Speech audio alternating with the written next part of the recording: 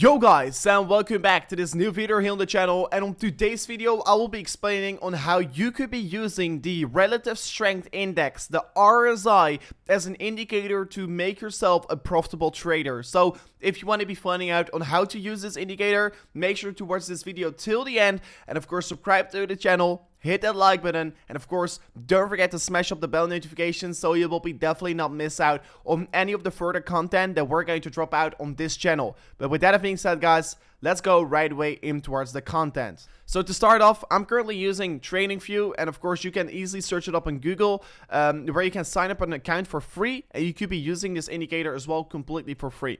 So in the top of your screen, you're currently seeing indicators.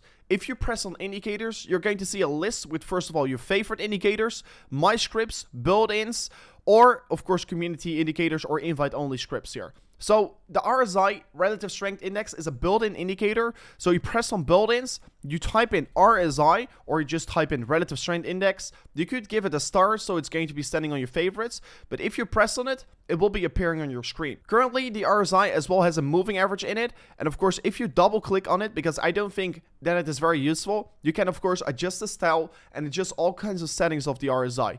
And to make it a little bit more clear, I'm first of all going to make the color of the RSI white, because I just like that, because I can see the RSI lines a little bit better. I will be making it a little bit more thicker.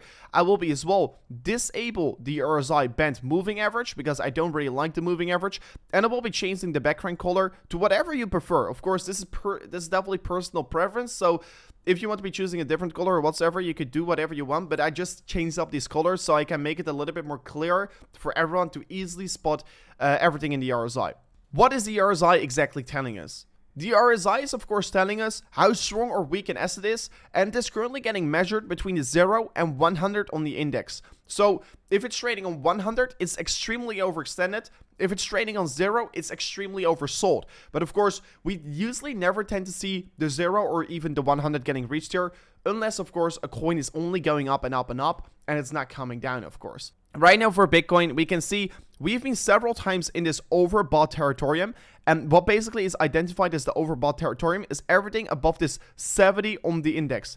And what is of course seen as oversold in the RSI is everything below the 30 on the index. So everything below the 30 on the index is oversold. Everything above the 70 is overbought. That is of course very important to know here. So if we're going to reflect the RSI real quickly towards the chart, we can clearly see once it was overbought here on October, we saw Bitcoin was finding a peak. Once it was overbought here, it was finding a short-term peak. Once it was overbought over here in the beginning of January 2021, it was extremely overbought over here. It as well found a peak here. So what we can basically say here as first things first is once the RSI is overextended, it shows you an increasing risk for accumulating that asset on that point. As well, the RSI could be oversold. Once it is oversold, it is of course trading below the 30 on the index, and once it is oversold, it usually shows you a definitely very strong range of accumulation. Like we saw in May here, this was of very good average entry price here, because you were accumulating in towards an asset once it was oversold. And we don't see Bitcoin going oversold so many times here, but just like in the March, in the pandemic crash here, we saw Bitcoin as well going all the way down towards the 15 on the index, what basically was extremely oversold. What was providing you an extremely good buying opportunity. So to basically sum it up, once the market is oversold, it generally shows you a good buy zone. Once it is overbought, it generally shows you a good sell zone. But it doesn't necessarily mean if it's oversold, it right away have to increase. It could be taking a certain amount of time. And talking about time, you could be using the RSI on all different time frames. Like you can see on the top side of the screen, you can see we have certain time frames we have selected. You can go in over the 12-hour time frame, 4-hour, 1 hour, and the RSI looks different on every single time frame, because the charts are as well looking different on every single time frame.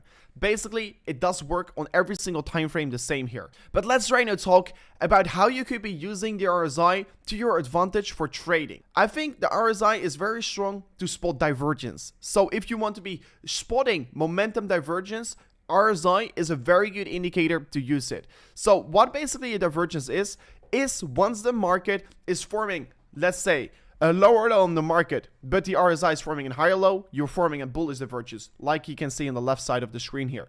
Once the market is forming a higher low on the market and the RSI is forming a lower low on the market, we're forming a hidden bullish divergence.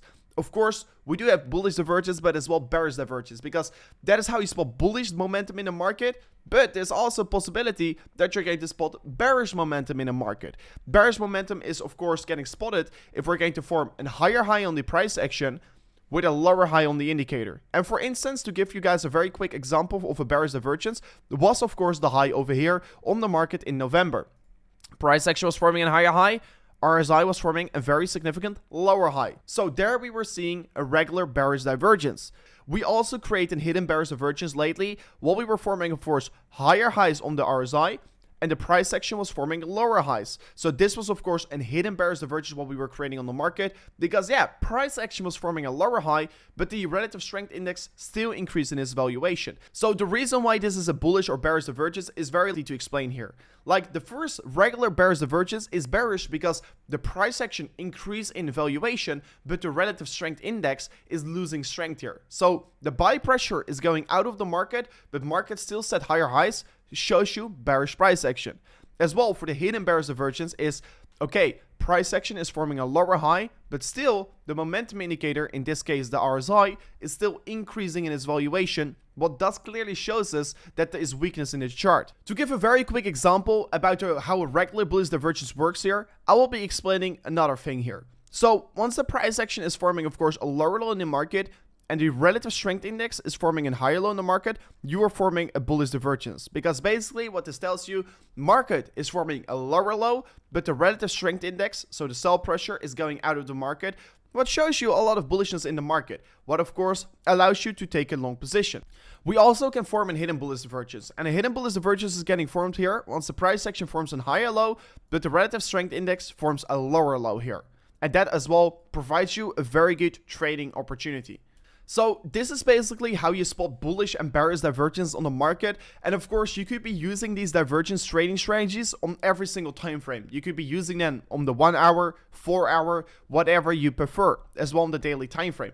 And for instance, to give you guys a very quick example, and of course, maybe you will be seeing this video in like 30 weeks later, or maybe 30 days later from now on. But right now, we have been creating a lower low on the market, and we have been creating higher lows on the RSI. What basically means we're forming a bullish divergence on the market right now, what should be leading towards a massive market increasement from this point here. So please do know that these bullish and bearish divergence are a very strong trading technique to use to take to your advantage, to of course trade the market with as well. And do know as well is that the strongest divergence that you could be taking here is once a market is overextended. So once you're forming a bearish or bullish divergence, once we were already overextended, like over here, we form a bearish divergence once the market is overextended, it usually provides stronger divergence and stronger movements towards the downside. Right now we were almost oversold and we're forming this bullish divergence. This tends to show us, of course, stronger price action towards the upside again. This looks like a very strong opportunity that we could be right now taking in this market,